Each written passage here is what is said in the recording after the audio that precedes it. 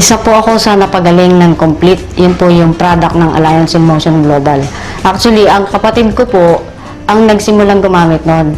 Nabulag po siya for several months, almost 6 months.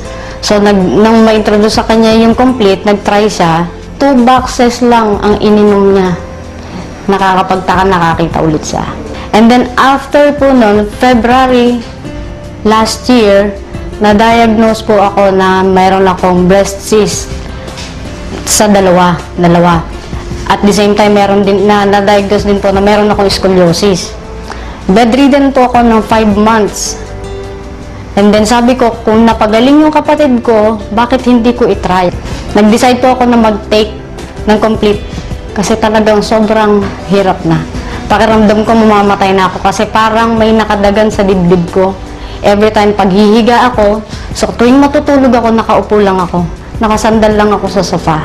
Hindi na ako makakain, nahihilo ako. Yung tuhod ko parang wala na, hindi ko kaya tumayo. Nang ma-diagnose po nila ako, sinabihan nila ako na magpa-opera para matanggal yung cyst. Takot po ako sa turok. So sabi ko, dediretso ko. Uminom po ako ng 3 capsules every 4 hours. And then after 3 weeks po, sinubukan ko maglakad kasi nabawasan yung pain. So hinahapo ako that time. After 3 weeks po, naglakad ako, nakaabot ako ng 3 blocks away from home. Pagkaraan po, after 5 weeks, nagsimula akong magbike. And then hanggang sa kasalukuyan po, dire-diretso po akong umiinom. Wala na po totally yung aking cyst. Hindi ko po alam kung paano natunaw yun, pero nawala po lahat ng pain. So, yung middle bone ko po na sinabi ng doktor na namamaga noong February last year, na-prevent po yung paglala. So, lahat ng pain na naramdaman ko, kung mararamdaman nyo lang yung sakit, parang hinihiwa yung likod ko mula sa batok ko hanggang sa dulo sa ilalim.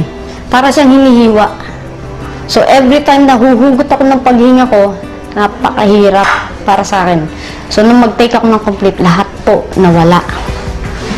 So, hanggang sa ngayon, dire-diretso po, kaya lang ngayon magme-maintain na lang ako. Pag nawawala po yung Complete, parang nanghihina ako. So, hindi pwedeng mawala sa akin yun.